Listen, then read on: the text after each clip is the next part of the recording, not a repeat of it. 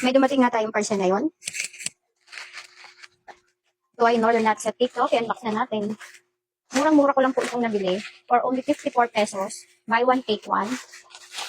Ayan. So, apat siya. 1, 2, 3, 4. Ito ay nakuha ko. Nabili ko sa shop na nilalive ni Miss All About Yoza. So, itong apat na to, ibinayaran ko lang ng 130 pesos. Ayan. Ito. So, tignan natin ang itsura niya. Mabilis lang din siyang dineliver. Unbox natin ang isa. So, meron siyang, hindi siya Type-C.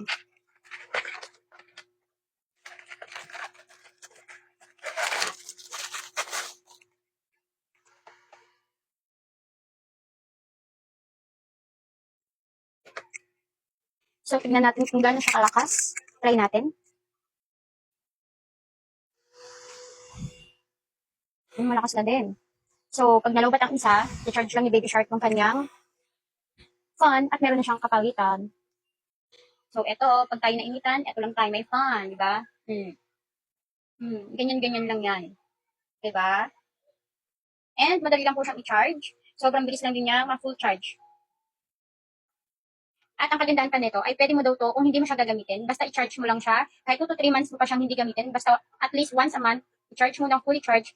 Hindi siya masisira. Hindi siya basta-basta masisira. So, eto, may kasama pa siyang stand. So, kapag hindi mo siya gagamitin, ilagay mo lang siya dito. Tapos, eto, pwede pa siya maging cellphone stand. O, di ba?